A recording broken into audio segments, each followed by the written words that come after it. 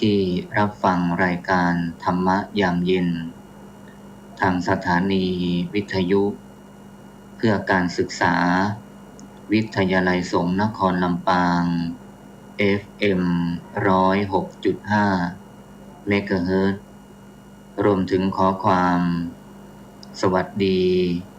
และความเจริญในธรรมจงมีแด่ศรัทธาญาติโยมสาธุชนผู้รับฟังรายการธรรมะยามเย็นประจำวันจันทร์เวลา 18 นาฬิกาถึง 19 นาฬิกาแล้วก็ในวันนี้เป็นวันจันทร์ที่ 30 มกราคม พุทธศักราช 2566 ซึ่งท่านทั้งหลายก็ได้เวียนมาพบกับรายการธรรมะยามเย็นหรือรู้ธรรมะกับอัคควุฒโธซึ่งดำเนินรายการโดยพระมหาอดิศรอัคควุฒโธวัดกู่คำตำบลต้นธงชัยอำเภอเมืองลำปางในวันนี้ศรัทธาญาติโยมสาธุชนทุกคนทุกท่านที่ได้รับฟังรายการธรรมะยามเย็นของสถานีวิทยุเพื่อการศึกษาวิทยาลัยสงฆ์นครลำปาง FM 106.5 เมกะเฮิรตซ์เท่าที่ได้รับทราบข้อมูลก็ในช่วงรายการธรรมะยามเย็นทุกวันตั้งแต่เวลา 18 นาฬิกาถึง 19 นาฬิกาหรืออาจจะถึงเวลา 20 นาฬิกาซึ่งจะเป็นรายการของท่านพระอาจารย์มหาสมชาติชาตะปัญโยได้ดำเนินรายการอยู่ก็นับว่าได้เป็นคุณูปการเป็นสมณะเมตตาของท่านอาจารย์พระครูอภิวัฒนวิกรมเจ้าอาวาสวัดปากทางเจริญอำเภอดอยหล่อจังหวัดเชียงใหม่ซึ่งเป็นผู้อำนวยการสถานีวิทยุคลื่นสีขาวเพื่อชาวประชาซึ่งก็ได้ลิงก์สัญญาณให้ได้ศรัทธาสาธุชนทั้งหลายได้รับฟังรายการในช่วงเวลา 18 นาฬิกาถึง 19 นาฬิกาด้วยเดิมทีนั้นสถานีวิทยุเพื่อการศึกษาวิทยาลัยสงฆ์นครลำปางนั้นก็จะมีเครือข่ายที่ครอบคลุมอยู่ก็ไม่ได้สามารถที่จะฟังไปได้ไกลหลายๆจังหวัดก็ได้รับเมตตาจากคลื่นสีขาวเนี่ยแหละที่สามารถที่จะได้มีโอกาสให้ศรัทธาญาติโยมจากจังหวัดเชียงใหม่ลำพูนหรือลำปางเองหรือจังหวัดใกล้เคียงเนี่ยได้มีโอกาสได้รับฟังธรรมะที่มีความหลากหลาย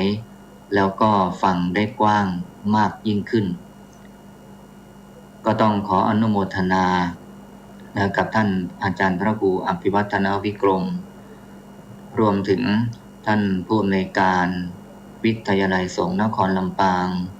ท่านพระครูสิริธรรมบัณฑิตผู้ช่วยศาสตราจารย์ด็อกเตอร์แล้วก็ดีเจนักจัดรายการที่ควบคุมระบบเสียงผู้ที่มีส่วนเกี่ยวข้องในสถานีวิทยุเพื่อการศึกษาวิทยาลัยสงฆ์นครลำปางทุกคนบางทีอาจจะไม่ได้เอ่ยชื่อก็ถือว่าเราเนี่ยมีส่วนร่วมได้ทำหน้าที่ร่วมกันเพื่อเป็นการเผยแผ่หลักธรรมคำสอนขององค์สมเด็จพระชินวรสัมมาสัมพุทธเจ้าให้มีความมั่นคงถาวรสืบต่อไปแล้วยิ่งในช่วงนี้เนี่ยดูข่าวทางทีวีก็ดีหรือจะเป็นใน YouTube ในช่องทางออนไลน์ต่างๆเราก็จะสังเกตว่ามีแต่ข่าวเกี่ยวกับพระสงฆ์ซึ่งในวันนี้เนี่ยอาตมาก็อาจจะหยิบมาเป็นประเด็นไม่ได้เป็นการซ้ำเติมหรือว่าเป็นการไปเหยียบย่ำนะที่เป็นหนักอยู่แล้วก็เป็นหนักยิ่งขึ้นแต่เราจะให้ท่านทั้งหลายเนี่ยได้มีการมั่นคงในพระพุทธศาสนาอยู่ไม่ว่าจะเกิดสถานการณ์อะไรขึ้นเราท่านทั้งหลายก็ต้องทำหน้าที่ของความเป็นชาวพุทธ ถ้าเราย้อนไปในยุคสมัยพุทธกาลที่พระสัมมาสัมพุทธเจ้าของเราเนี่ยยังทรงพระชนอยู่ก็มีเหตุการณ์แบบนี้เยอะมากพระสงฆ์ควบคุมดูแลกันไม่ทั่วถึงมีกุลบุตรเข้ามาบวชมากจากที่พระพุทธเจ้าเป็นพระอุปชฌาย์เขาเรียกว่าบวชแบบเอหิภิกขุอุปสัมปทาโดยมีพระพุทธเจ้าเป็นพระอุปชฌาย์เองเนี่ยก็ไม่ได้จึงต้องมอบอำนาจหน้าที่ให้กับบรรดาพระอรหันต์ทั้งหลายมีพระสารีบุตรพระโมคคัลลานะ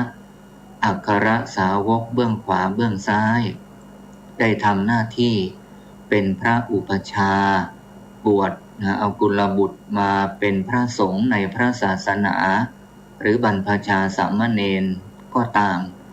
เมื่อพระองค์มอบให้เป็นหน้าที่ของคณะสงฆ์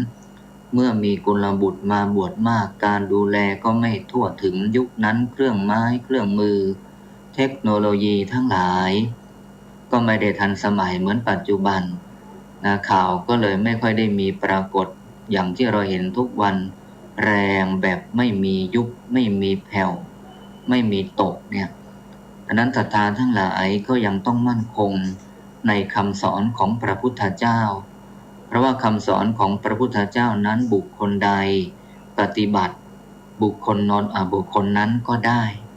แต่ถ้าใครไม่ได้ปฏิบัติบุคคลนั้นจะได้ผลของธรรมะหรือธรรมะจะคุ้มครองบุคคลนั้นเนี่ยก็เป็นไปได้ยากดังนั้นใครทำก็ได้แต่ในฐานะที่เราเป็นชาวพุทธก็ช่วยกันเป็นหูเป็นตาช่วยกันสืบสารช่วยกันทำนุบำรุงพระพุทธศาสนาให้ดียิ่งขึ้นไปวันนี้ศรัทธาสาธุชนพุทธบริษัททั้งหลายได้รับฟังรายการธรรมะยามเย็นซึ่งออกอากาศทุกวันแต่ในส่วนของอาตมานั้นก็รับผิดชอบดำเนินรายการประจำวันจันทร์บางทีก็หายไปบ้างไม่ได้จัดรายการบ้างดังที่ได้เกริ่นนำหรือกล่าวกับศรัทธาญาติโยมไปแล้ววันนี้ก็ถือโอกาสได้รับฟังรายการที่อาตมานั้นได้ดำเนินรายการท่านทั้งหลายก็จะได้มีโอกาสได้ฟังธรรมะที่มีความหลากหลายแต่ธรรมะของอาตมาก็เป็นธรรมะพื้นฐาน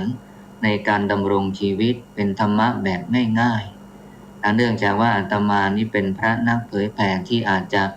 ไม่ค่อยได้พูดเท่าไหร่นักเป็นพระที่ขี้อายพูดน้อยแล้วก็พูดไม่ค่อยเก่งบางครั้งบางทีจะหยิบยกเอาธรรมะในส่วนที่ลึกซึ้งมีความสุขุมคัมภีรภาพมาให้ศรัทธาญาติโยมทั้งหลายเนี่ยก็ค่อนข้างจะลำบาก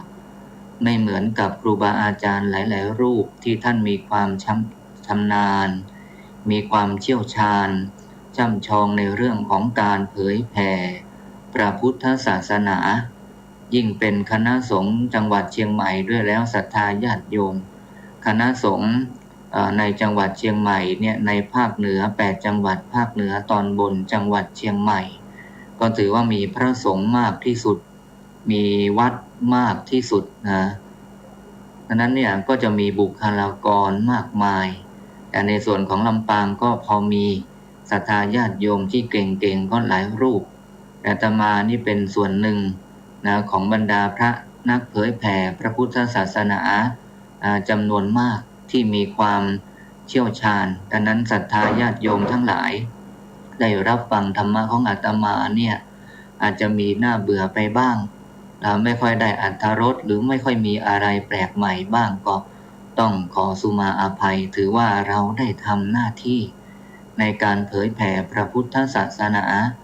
ยึดเอาหลักการของพระรูปหนึ่งในพระพุทธศาสนาเป็นหนึ่งในปัญจวัคคีย์ทั้ง5พระอัสสชิซึ่งเป็นพระที่มีความอ่อนน้อมถ่อมตนแม้บรรลุเป็นพระอรหันต์แล้วก็ยังมีการถ่อมเนื้อถ่อมตัวว่าเราเป็นผู้เข้ามาในศาสนาของพระพุทธเจ้านี้ยังใหม่อยู่ยังไม่ค่อยจะรู้ธรรมะอะไร รู้เพียงอย่างเดียวว่าพระพุทธองค์ตรัสไว้แบบสั้นๆง่ายๆว่าสิ่งใดสิ่งหนึ่งหรือธรรมอันใดอันหนึ่งเกิดขึ้นแต่เหตุเวลาดับลงไปก็ดับไปเพราะเหตุนั่นแหละนี่ก็จึงได้ทายาทในทางธรรมเป็นแม่ทัพเป็นกองทัพแห่งธรรมของพระสัมมาสัมพุทธเจ้าเป็นลูกศิษย์ก็คือพระสารีบุตรอัครสาวกเบื้องขวาสมัยยังเป็นอุปติสสะเนี่ยก็ได้มาเห็นปฏิปทาข้อวัดข้อปฏิบัติของพระอัสสชิแม้จะไม่ได้พูดอะไรสักประโยคหนึ่งแต่ด้วยศีลาจารวัดอันงดงามข้อวัดปฏิปทาทั้งหลายจึงเป็นที่ตราตรึงใจของอุปติสสะและทำให้อุปติสสะเนี่ยได้เข้าไปสนทนาแม้พูดเพียงประโยคหนึ่งประโยคใดก็เกิดศรัทธาอันมั่นคงได้ฟังเพียงประโยคเดียวก็บรรลุเป็นโสดาบันแล้วก็เดินทางไปเฝ้าพระพุทธเจ้าทูลขอการอุปสมบทเป็นภิกษุปฏิบัติทำความเพียรอยู่15 วันก็บรรลุเป็นพระอรหันต์เป็นอัครสาวกเบื้องขวาเป็นกำลังสำคัญในการเผยแผ่พระพุทธศาสนาเป็นพระอรหันต์ที่มีความหนักแน่นมีความมั่นคงไม่หวั่นไหวดุจเสาเขื่อนดุจภูเขาหินอันใหญ่ที่ไม่พรั่นพรึงต่อลมแดดฝนฟ้าทั้งหลายนี่ก็เลยหยิบยกมาว่าเราฟังธรรมะเราก็ต้องเปิดใจให้กว้างไม่ว่าพระนักเผยแผ่นักจัดรายการรูปใดรูปหนึ่งจะนำธรรมะที่เราเคยได้ยินได้ฟังมาแล้วฟังมาเป็น10 รอบแล้วก็ตามแต่เราต้องเป็นนักฟังที่ดีคนจะเป็นนักพูดเป็นนักบรรยายที่ชาญฉลาดมีความเก่งกาจเชี่ยวชาญมีกลเม็ดเด็ดพลายอันดีเยี่ยมจะต้องรู้จักการเป็นนักฟังที่ดีก่อนฟังแล้วรู้จักแยกแยะนำมาพิจารณานี่ก็จะได้เกิดปัญญาเหมือนอย่างที่ญาติโยมได้ฟังธรรมะยามเย็นในวันนี้ประโยชน์ก็คือคนที่ได้รับฟังส่วนผู้ที่บรรยายก็เป็นการรับสมองเป็นการรับมีดที่มันอาจจะไม่ค่อยคมมันทื่อมีสนิมให้มันมีความคมขึ้นดังนั้นศรัทธาญาติโยมวันนี้อาตมาก็ได้เกริ่นนำมาในเวลาเบื้องต้นนี่10 กว่านาทีและทุกครั้งเราก็ทำกันเป็นธรรมเนียมประเพณีอันดีงามไม่ใช่เป็นประเพณีส่งน้ำพระธาตุยิ่งในช่วงนี้มีแต่งานประเพณีกันเกือบทุกวัดนั่นเป็นประเพณีที่เราทำสืบกันมาแต่ที่เราจะทำกันอย่างนี้คือเป็นประเพณีอันดีงามที่ชาวพุทธเราเนี่ยควรจะรักษาควรจะปฏิบัติอย่างน้อยที่สุดเอาการสวดมนต์เช้าเย็นแม้ว่าเราจะปฏิบัติเจริญสมถกรรมฐานวิปัสสนากรรมฐานไม่ได้ยกจิตของเราขึ้นสู่พระไตรลักษณ์พิจารณาพระไตรลักษณ์ให้เป็นวิปัสสนาได้บรรลุวิปัสสนาญาณได้มรรคผลนิพพานถ้ามันทำไม่ได้อย่างน้อยที่สุดตั้งใจเจริญภาวนาด้วยการสวดด้วยการสาธยายแล้วก็เป็นการสวดการสาธยายที่เป็นการสาธยายอย่างผู้มีปัญญาไม่ได้สวดเพื่อเป็นการอ้อนวอนสวดเพื่อเป็นการขอสวดเพื่อเป็นการให้เราได้โชคได้ลาภบางทีครั้งหนึ่งได้เคยสนทนากับพระสงฆ์รูปหนึ่งท่านบอกว่าเนี่ยผมทำวัดทุกวันเช้าเย็นเนี่ยจึงมีกิจนิมนต์ตลอดไม่เหมือนบางรูปทำวัดเช้าก็ไม่ทำวัดเย็นก็ไม่ลงโบสถ์ไม่ทำสังฆกรรมอุโบสถงานก็ไม่มีอันนี้เป็นการสวดที่ไม่เข้าใจไม่เกิดปัญญาสวดเพื่อหวังผลแต่เราศรัทธาญาติโยมทั้งหลายอย่างน้อยๆเราสวดเพื่อให้ดึงใจของเราเป็นการน้อมจิตน้อมใจของเราก่อนที่จะรับธรรมะอันลึกซึ้งก็ต้องปูพื้นฐานทางจิตใจของเราให้มีความสงบด้วยการสาธยายด้วยการสวดด้วยการเปล่งวาจา เพื่อที่ระลึกนึกถึงหรือว่าสรรเสริญพระคุณของพระรัตนตรัยมีพระพุทธพระธรรมพระสงฆ์เป็นต้นฉะนั้นบัดนี้รายการธรรมะยามเย็นเป็นเวลาในช่วงเย็นอย่างนี้บางคนบางท่านก็กลับจากการงานหรือพักผ่อนอยู่บ้านเตรียมจะทานอาหารมื้อเย็นหรือบางทีก็ทานแล้วก็พักผ่อนหย่อนใจฟังรายการธรรมะยามเย็นทางสถานีวิทยุ FM 106.5 อยู่ก็ถือว่าเป็นการระลึกนึกถึงคุณของพระรัตนตรัยน้อมจิตน้อมใจแม้ญาติโยมจะไม่ได้สวดเองแต่บางทีการฟังแล้วคล้อยตามน้อมจิตไปตามกระแสเสียงนั้นๆเนี่ยก็ได้ปัญญานะถือว่าเป็นการภาวนาอย่างหนึ่งเป็นการภาวนาให้จิตใจของเรานั้นได้มีความสงบมีความตั้งมั่นก่อนที่เราจะไปนั่งสมาธิไปเจริญกรรมฐานที่ลึกซึ้งขึ้นก็ต้องปูทางปูพื้นฐานจิตใจของเราก่อนเอาละไม่ให้เป็นการเสียเวลาศรัทธาญาติโยมทั้งหลายจะมีหนังสือสวดมนต์หรือไม่ก็ตามจะอยู่หน้าโต๊ะหมู่บูชาอยู่หน้าพระพุทธรูปหรือไม่ก็ตามจะนั่งอยู่จะยืนอยู่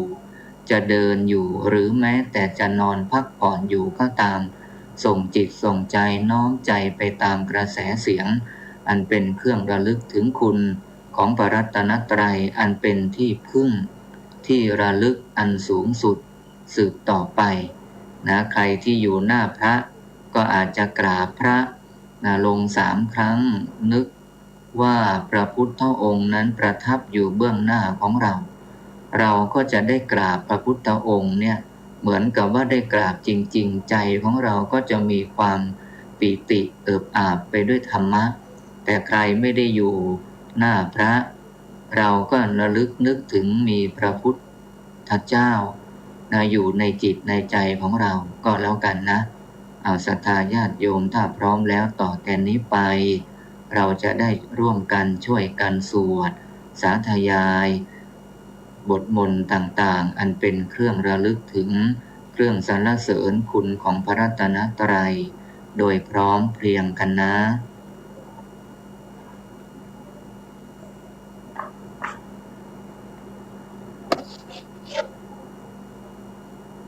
โยโส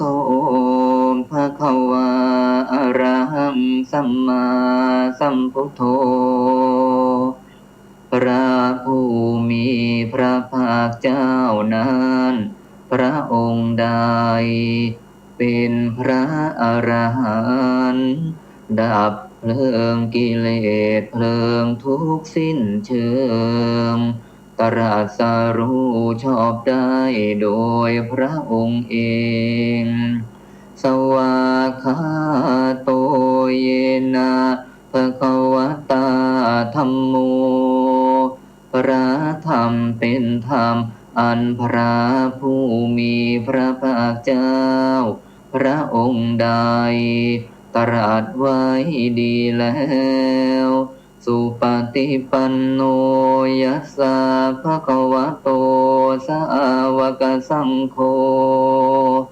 พระสงฆ์สาวกของพระผู้มีพระภาคเจ้าพระองค์ใดปฏิบัติดีแล้ว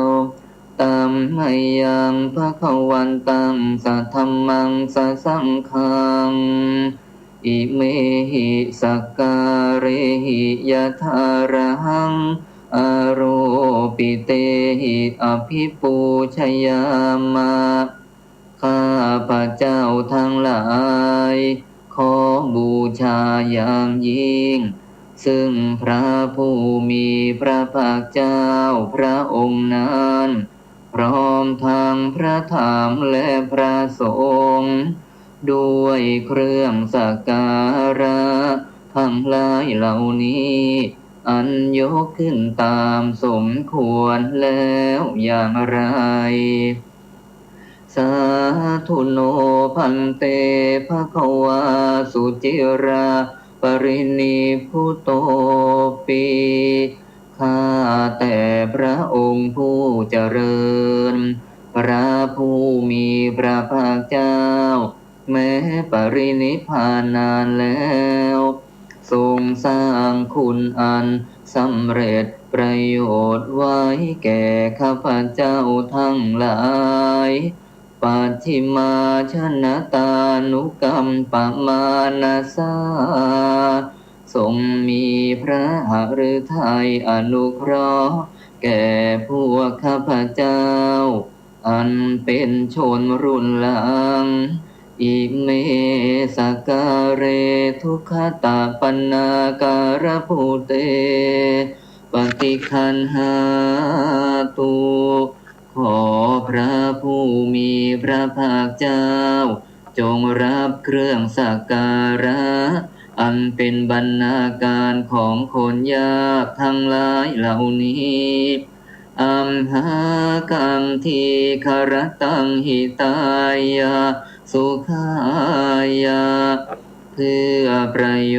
ชน์และความสุขแก่ข้าพเจ้าทั้งหลายตลอดกาลและนานเทอญอะระหังสัมมาสัมพุทโธภควาพระผู้มีพระภาคเจ้าเป็นพระอรหันต์ดับเพลิงกิเลสเพลิงทุกข์สิ้นเชิงตรัสรู้ชอบได้โดยพระองค์เองพุทธังภควันตังอภิวาเทมิข้าพระเจ้าอภิวาทพระผู้มีพระภาคเจ้าผู้รู้ผู้ตื่นผู้เบิกบานกราบหรือน้อมไหว้ลงหนึ่งครั้งระลึกนึกถึงพระคุณของพระพุทธเจ้าสวากขาโตภควตาธัมโมพระธรรมเป็นธรรมที่พระผู้มีพระภาคเจ้าตรัสไว้ดีแล้วธัมมังนัมมัสสามิข้าพระเจ้านมัสการพระธรรมกราบลงหรือน้อมไหว้ระลึกนึกถึงคุณของพระธรรมสุปฏิปันโนภควโตสาวกสังโฆพระสงฆ์สาวกของพระผู้มีพระภาคเจ้าปฏิบัติดีแล้วสังฆังนะมามิข้าพระเจ้านอบน้อมพระสงฆ์กราบหรือน้อมไหว้ระลึกนึกถึงคุณของพระสงฆ์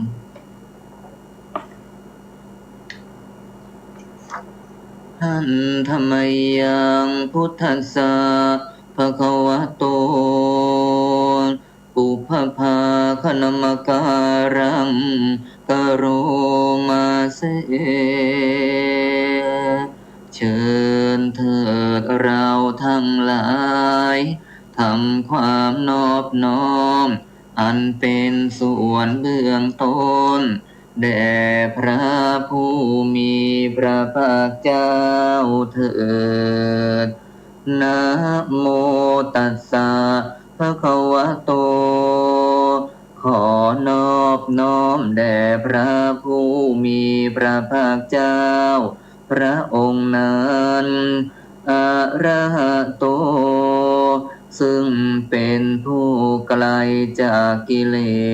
สสัมมาสัมพุทธัสสะตรัสรู้ชอบได้โดยพระองค์เองนะโมตัสสะภะคะวะโต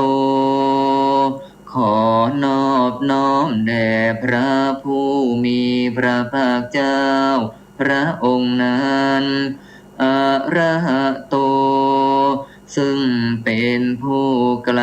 จากกิเลสสัมมาสัมพุทธัสสะ ตรัสรู้ชอบได้โดยพระองค์เองนะโมตัสสะภะคะวะโตขอนอบน้อมแด่พระผู้มีพระภาคเจ้าพระองค์นั้นอะระหะโตซึ่งเป็นผู้ไกลจากกิเลสสัมมาสัมพุทธัสสะตรัสรู้ชอบได้โดยพระองค์เอง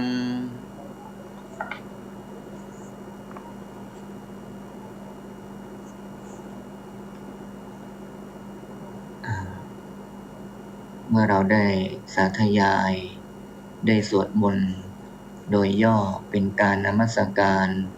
พระรัตนตรัยอันมีพระพุทธพระธรรมพระสงฆ์อันเป็นที่พึ่งที่ระลึกต่อแต่นี้ไปเราท่านทั้งหลายใช้เวลาอีกสักไม่กี่นาทีในการที่น้อมจิตน้อมใจนึกถึงบทสวดบทหนึ่งทำให้เราได้ปรงในสังขารในร่างกายในชีวิตของเราชีวิตของเราเนี่ยเราเกิดมาก็เหมือนอุปมาว่าเราได้ยืมเงินหรือยืมสิ่งของของใครมาก็ตามพอเรายืมมาใช้บรรลุเป้าหมายที่เราต้องการแล้วเราเองก็ต้องใช้หนี้ต้องนำสิ่งของที่เรายืมเขามาส่งคืนเจ้าของชั้นใดชีวิตของเราก็เหมือนกันดังนั้นเราท่านทั้งหลายโดยเฉพาะศรัทธาพ่อออกแม่ออกที่อยู่ทางบ้านอายุอานามก็ไม่ใช่น้อยจะได้สวดบทปลงสังขารได้เห็นร่างกายของเราที่สวยที่สาวก็กลับแก่เฒ่าที่ตึงที่ดูขาวก็ดูหย่อนยานตกกระเราจะได้พิจารณาแล้วก็จะได้ไม่ยึดติดในรูปในสังขารของเราให้เราได้ปลงแล้วก็ปลุกตนเองให้มีปัญญาดำเนินชีวิตในโลกนี้ต่อไปได้มนุษย์เราเอ่ยเกิดมาทำไมนิพพานมีสุขอยู่ใหญ่มีไปตัณหาหน่วงหนักหน่วงชักหน่วงไว้ฉันไปมีได้ตัณหาผูกพันห่วงนั้นพันผูกห่วงลูกห่วงหลานห่วงทรัพย์สลึงคานจงสละเสียเถิดจะได้ไปนิพพานข้ามพ้นภพสามยามหนุ่มสาวน้อยหน้าตาแช่มช้อยงามแล้วทุกประการแก่เท่านังยานแต่ล้วนเครื่องเม็นเอ็นใหญ่900เอ็นน้อย9,000มันมาทำเข็นใจให้ร้อนให้เย็นเมื่อยโคบทั้งตัวคนคิ้วก็ขาวในตาก็มัวเส้นผมบนหัวดำแล้วกลับงอกหน้าตาเว้าวอกดูหน้าบัดสีจะลุกก็โอยจะนั่งก็โอยเหมือนดอกไม้โรยไม่มีเกสรจะเข้าที่นอ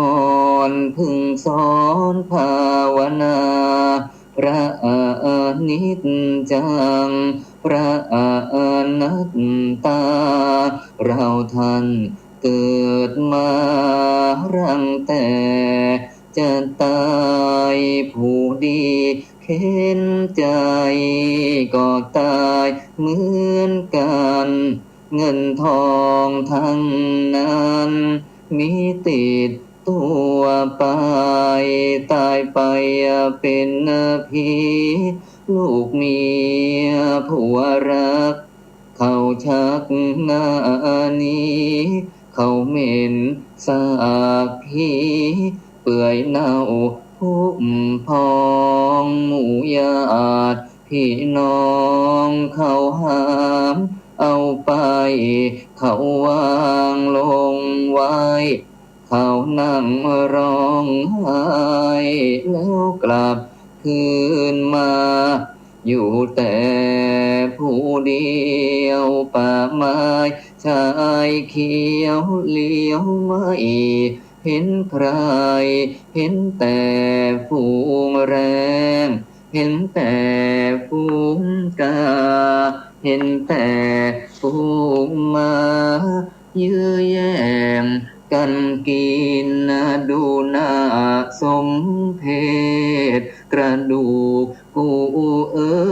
ยเรียรายแผ่นดินแรงกามากินเอาเป็นอาหารเที่ยงคืนสงัดตื่นขึ้นมินานไม่เห็นลูกหลานพี่น้องเผ่าพันธุ์เห็นแต่นกเขาจับเจ้าเรียงกันเห็นแต่นกแสกร้องแรกแหกควันเห็นแต่ฝูงผีร้องไห้หากันมนุษย์เราเอ่ยอย่าหลงนักเลยไม่มีแก่นสารอุตส่าห์ทำบุญคำจุนเอาไว้จะได้ไปสวรรค์จะได้ทันพระพุทธเจ้าจะได้เข้านิพพานอาหังวันทามิสัพพะโสอาหังวันทามินิพพานะปัจจโย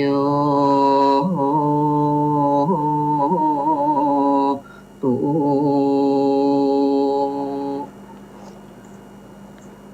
ก็ใครที่ร่วมกันสวดสาธยายหรือว่าแม้แต่จะฟังแล้วก็คล้อยตามบทสวดด้วยการตั้งใจก็ดี เมื่อเราได้สวดมนต์เป็นที่เรียบร้อยพอสมควรแก่เวลาไม่มากเกินไปไม่น้อยจนเกินควรเราก็ระลึกนึกถึงคุณของพระรัตนตรัยมีพระพุทธพระธรรมพระสงฆ์เราก็กราบลง3 ครั้งหรือน้อมไหว้3 ครั้งเพื่อเป็นการระลึกถึงพระรัตนตรัยอันเป็นเสาหลักที่จะประคับประคองให้ชีวิตของเรารอดมีการดำเนินชีวิตที่ดีมีความฉลาดในการใช้ชีวิตไม่ประมาทมัวเมาในชีวิตในสังขารร่างกายในทรัพย์สินเงินทองหรือในหน้าที่การงานของเราในเบื้องต้นเราก็ร่วมกันสวดร่วมกันสาธยายฉะนั้นต่อแต่นี้ไปเพื่อให้บรรยากาศ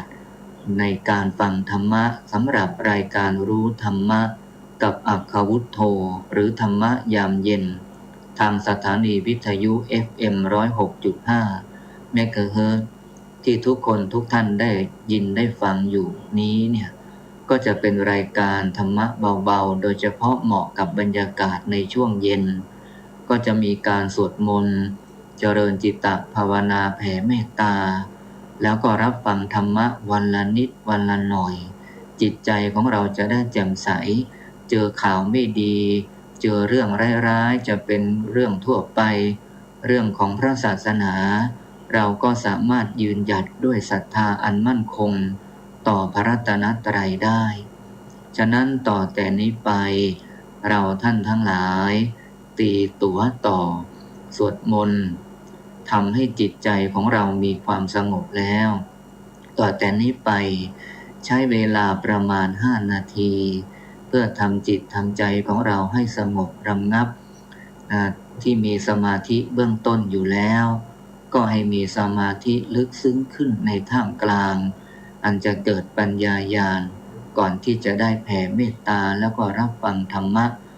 ประจำรายการดังนั้นต่อแต่นี้ไปท่านทั้งหลาย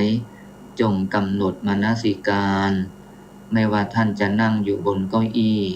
นั่งบนพื้นหรือจะทำกิจอันใดอยู่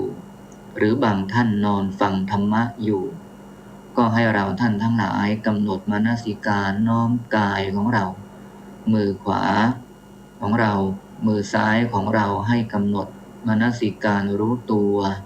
เอามือซ้ายค่อยๆเคลื่อนค่อยๆเลื่อนเข้ามาที่หน้าตักมือขวาก็กำหนดใส่ใจรู้ในการเคลื่อนมาวางประสานอยู่ที่หน้าตักของเรามือขวาทับมือซ้ายใครที่นั่งอยู่ก็ตั้งกายตรงดำรงสติมั่นแล้วก็พิจารณากำหนดอาการว่าเรานั่งอยู่นั่งอยู่ก็รู้ว่านั่งหลับตาลงเบาๆพอให้เปลือกตาบนเปลือกตาล่างปิดสนิทกำหนดลมหายใจเข้าออกไม่ว่าหายใจเข้าสั้นออกสั้นเข้ายาวออกยาวลมหายใจทั้งปวงโดยละเอียดก็ให้ท่านทั้งหลายกำหนดรู้ลมหายใจในเบื้องต้นหายใจเข้ารู้หายใจออกรู้ไปสักครู่หนึ่งตามสมควรแก่เวลาไม่ว่าอะไรจะเกิดขึ้นขอให้เราใส่ใจรู้ในลมหายใจหรือจะกำหนดอารมณ์อื่นใดที่เข้ามาแทรกเช่นได้ยินได้กลิ่นมีความคิดฟุ้งซ่านก็ได้ยินหนอได้กลิ่นหนอคิดหนอคิดหนอเพื่อให้จิตของเรานั้นตื่นตัวตื่นรู้อยู่ตลอดเวลาก็จะได้ชื่อว่าเป็นการเจริญวิปัสสนานั่นเอง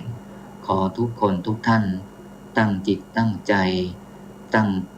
ปฏิบัติจนกว่าจะสมควร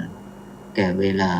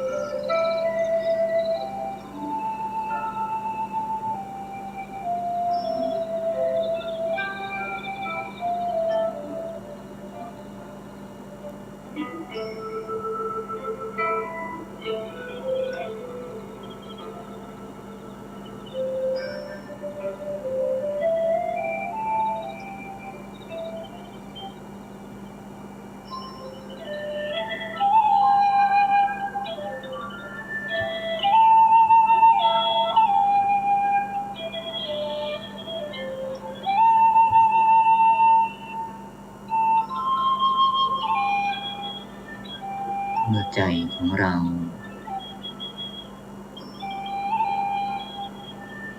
รู้จักความสงบความสงบเกิดจากการที่เราได้ฝึกได้ทิ้งอารมณ์ทั้งหลายที่มากระทบในแต่ละวันการปล่อยวางทำจิตของเราให้มีความสงบได้บุคคลใดใครก็ตามที่เจริญสติบ่อยๆมีสติมากมีสติในทุกๆวันจะทำให้เราเป็นคนที่มีสมาธิเมื่อมีสมาธิความสงบความตั้งมั่นแห่งใจก็จะปรากฏเหมือนท่านทั้งหลายที่รับฟังรายการธรรมะยามเย็นประจำวันจันทร์ในแต่ละวันชีวิตของคนเราได้เจอปัญหามากมายหลายอย่างไม่ว่าจะเป็นเรื่องที่ดีหรือว่าจะเป็นเรื่องที่ร้ายบางครั้งอารมณ์ดีหรืออารมณ์ร้ายมันก็ไปฝังลึกในจิตใจของคนเราบางครั้งทำให้เราเก็บเอาไปฝันถึงเหตุการณ์ที่เพิ่งเกิดมาก่อนหน้ามันทำให้เราจำฝังใจจนเก็บเอาไว้ในจิตในใจอยู่ตลอดเวลาการที่เราได้กำหนดรู้กายรู้ใจของเราทำให้ใจของเรามีพลังที่เขาเรียกว่าพลังจิตตานุภาพอานุภาพของจิตที่มีพลังมันไม่สามารถที่จะหยิบยกเอาอะไรมาพรรณนามาบรรยายให้เห็นได้เพราะว่ามันเป็นรูปมันเป็นนามธรรมไม่ได้เป็นรูปธรรมที่สามารถจับต้องหยิบจับเราเห็นด้วยตาเปล่าได้ฉะนั้นเมื่อใจของท่านทั้งหลายมีความเบามีความสบายมีความมั่นคงต่อแต่นี้ไปเราทั้งหลายพร้อมจิตพร้อมใจตั้งจิตตั้งใจ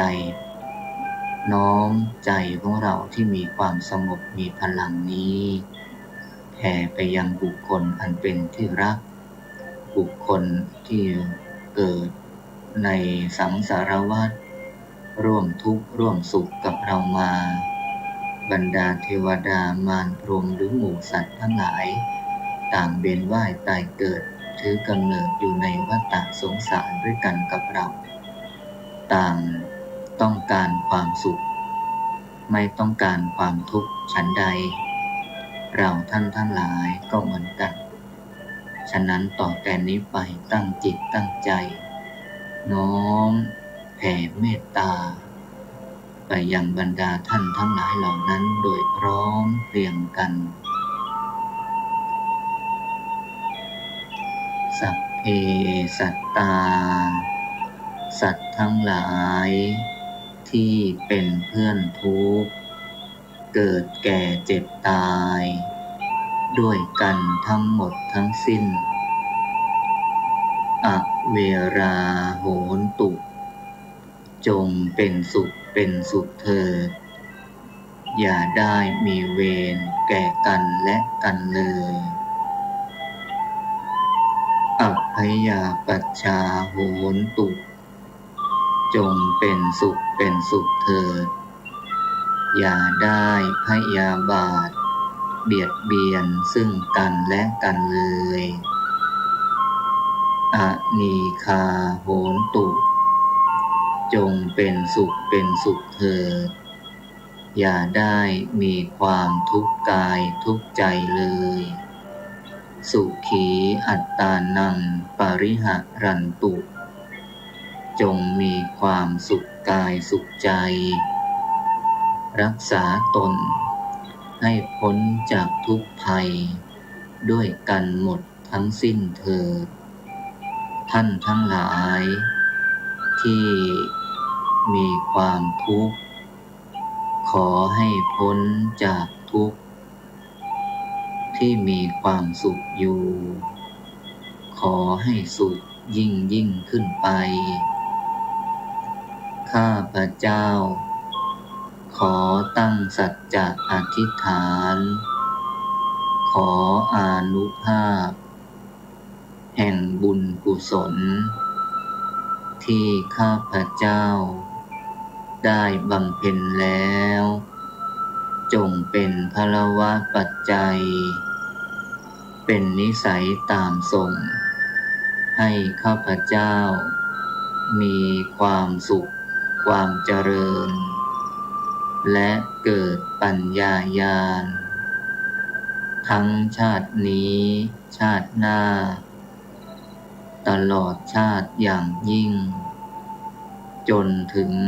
ความพ้นทุกข์คือพระนิพพานเถิดสาธุสาธุสา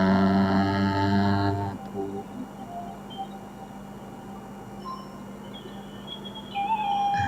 เมื่อเราได้น้อมจิตน้อมใจแผ่เมตตาไปยังบรรดาสรรพสัตว์เพื่อนร่วมทุกข์ร่วมสุขกับเราแล้วต่อแต่นี้ไปเราก็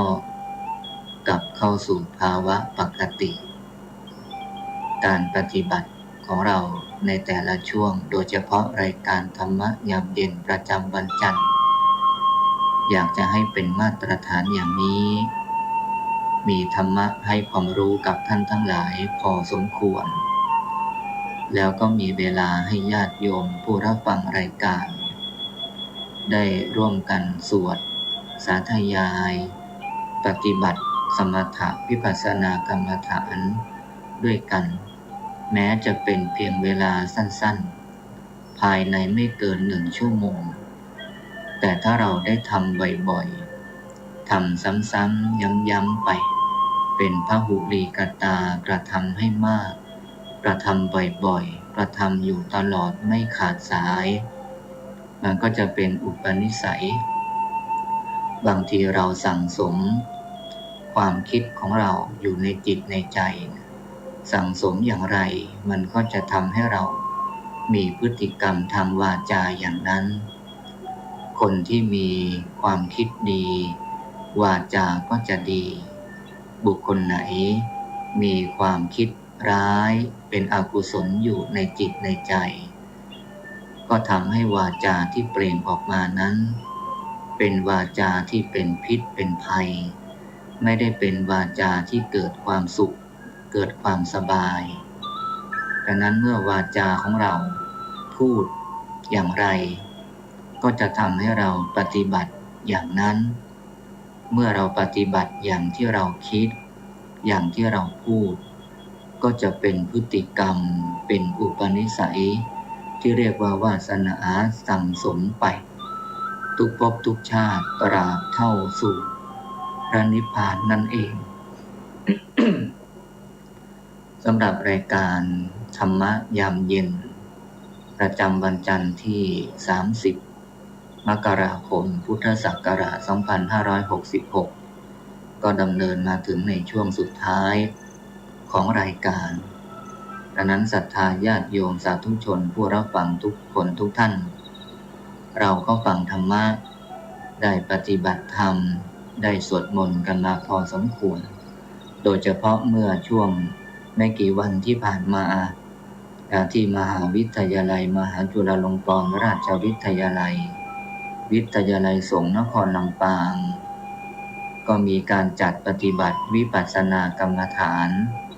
ให้กับบรรดาพระนิสิตและนิสิตทั้งชั้นปริญญาตรีปริญญาโทที่ได้ศึกษาอยู่ในวิทยาลัยแล้วก็ในช่วงวันที่27ที่ผ่านมาศรัทธาญาติโยมผู้รับฟังรายการก็มีโอกาสได้พบปะกับพระนักเผยแผ่นักจัดรายการสถานีวิทยุ 106.5 เมกะเฮิรตซ์รวมถึงคลื่นสีขาวเพื่อชาวประชาโดยการ นำของท่านอาจารย์พระครูอภิวัฒนวิกรมหลายๆคนก็ได้เห็นหน้าค่าตาของพระสงฆ์นักเผยแผ่ได้เห็นแล้วก็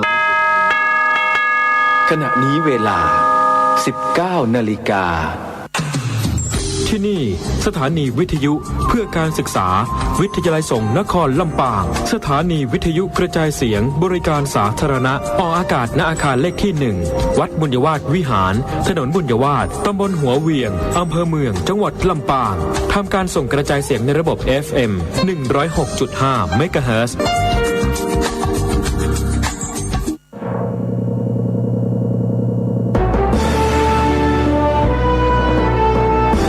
วิทยาลัยมหาจุฬาลงกรณราชวิทยาลัย